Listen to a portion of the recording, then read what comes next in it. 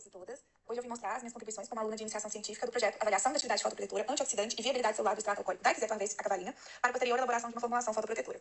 Meu nome é Sofia Nascimento Rezende, eu fui orientada pela professora doutora Viviane Martins Rebelo dos Santos, fui co-orientada pela professora doutora Andréia Mendes do Nascimento e participei desse projeto de pesquisa por meio do programa PIBIC-FAPEMIC.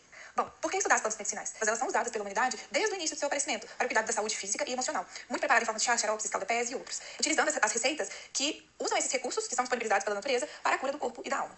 Bom, mesmo diante de toda a evolução que a gente vê na medicina atual, científica e tecnológica, o emprego das plantas ela ainda é muito utilizada por 80% da população mundial. E isso é indispensável quando a gente está falando de acolhimento e atenção básica. Por exemplo, o grupo de indígenas, que ainda é um grupo social brasileiro ainda muito mal assistido, que ainda tem muito dos seus direitos negados, falta muito respeito por parte da população, e eles utilizam centenas de plantas e receitas para cuidar de uns aos outros. Nessa imagem que eu coloquei aqui, são indígenas do Alto do Rio Negro, que na época da pandemia eles criaram um protocolo próprio contra a Covid-19, com plantas e chás, defumações, benzimentos, e eles acreditam que esse tratamento evitou que a pandemia fosse ainda pior e causasse mais mortes nessa região que foi fortemente atingida pela pandemia do coronavírus. Bom, tendo em vista todo esse grande uso dos recursos naturais e essa grande flora que o território brasileiro oferece, a gente pode usar esses produtos para produzir fármacos, cosméticos e qualquer coisa que possa ser de bom proveito para a população. E dentro desses recursos, dentro desses extratos que a gente pode fazer, os extratos ricos em compostos fenólicos são de grande interesse para a gente produzir filtros solares.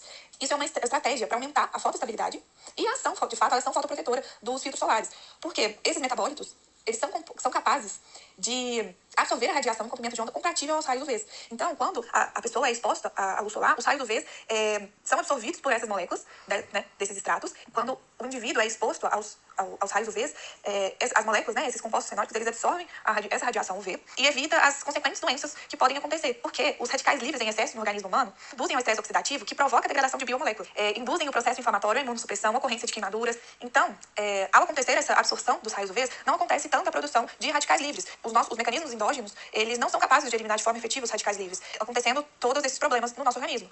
Então, utilizar esse recurso é interessantíssimo para a gente reduzir essa exposição aos raios UV. Nessa imagem que eu coloquei aqui no slide, a gente pode ver a estrutura química do tanino hidrolisável, que chama elagitanino. E por ela, a gente pode ver a quantidade de grupos fenólicos que os taninos possuem e que vão causar uma grande absorção dos raios UV, evitando a produção grandiosa dos radicais livres. O uso de filtros solares sintéticos geram alguns malefícios, tanto para o corpo humano quanto para o ambiente.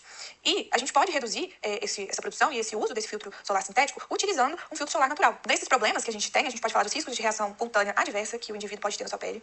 E também o grande impacto ambiental que acontece pela poluição, principalmente de efluentes, que recebem resíduos dos filtros e dos estabilizadores UV quando produzidos em escala de fabricação, e também quando utilizados pelo indivíduo, que vai, obviamente, passar o protetor solar para ir à praia, à cachoeira, e acaba contaminando esses efluentes com essa camada que está no corpo do indivíduo. Bom, e como exemplo, eu coloquei aqui 2 compostos de filtros solares sintéticos, que é a benzofenona 3 e o octilmetoxiamato. Eles estão ligados à disrupção endócrina, toxicidade do sistema orgânico, alergia, toxicidade reprodutiva e várias outras coisas que esses 2 componentes podem fazer. Então, eles poluindo águas, nós vamos entrar em contato, nós vamos ingerir, né, também, causando todos esses grandes problemas para o organismo humano também.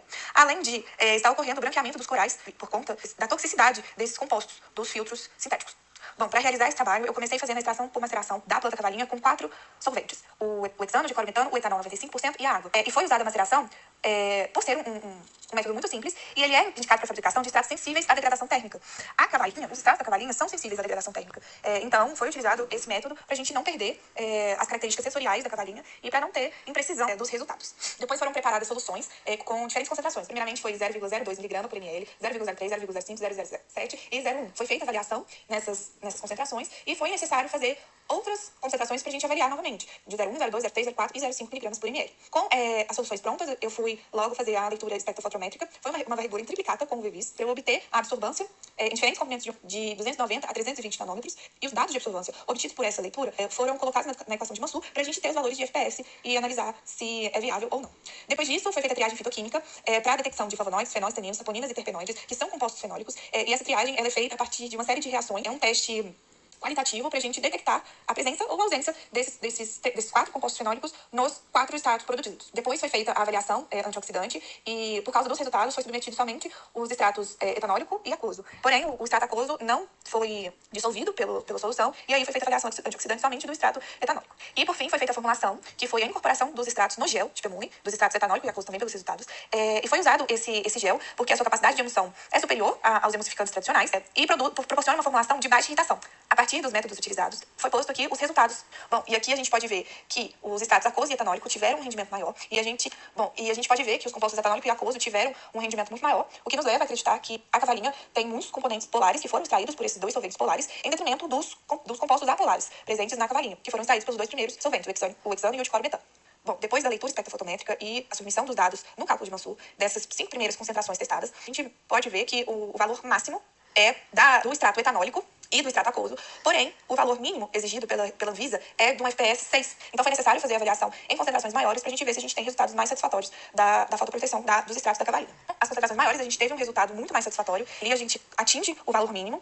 A solução de 0,5 mg por ml do extrato aquoso teve um valor acima de 15. Esse valor 15 já se encaixa na categoria de média proteção, estabelecido pela resolução da Anvisa. Aqui é o gráfico dos dados dessas 5 concentrações, com o FPS, a gente vê mesmo que o extrato aquoso, ali em azulzinho, ele está quase sempre maior do que todos eles, juntamente com o extrato etanólico. Então, a gente teve esse resultado muito satisfatório do extrato etanólico e aquoso. Bom, aqui são os resultados da triagem fitoquímica, e aqui a gente pode ver que, novamente, os extratos etanólico e aquoso tiveram um resultado melhor, com a presença de flavonoide e tanino no etanólico, e saponinos, flavonoides e taninos, fenóis no aquoso. Então, ter esses metabólitos secundários prova que a presença dos grupos fenólicos é muito importante para a atividade fotoprotetora dessa planta.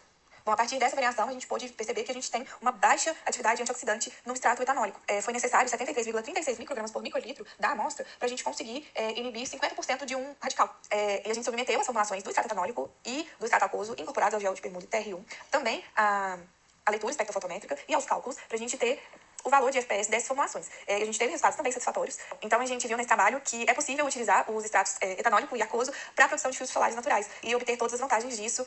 Bom, agradeço principalmente a Universidade Federal de Ouro Preto, que está abrindo portas para que eu possa começar a minha carreira como pesquisadora brasileira. Agradecer ao fomento científico promovido pela FAPEMIG, que viabiliza muitos recursos para a produção de todas as pesquisas e para a produção desse trabalho. Agradeço também a orientadora Viviane Rebelo, que se dedica muito à sua pesquisa, ao seu laboratório e aos seus alunos, passando muito conhecimento e ensinamento. E aos colegas do Laboratório de Produtos Naturais e Síntese Orgânica, que estão sempre apoiando uns aos outros.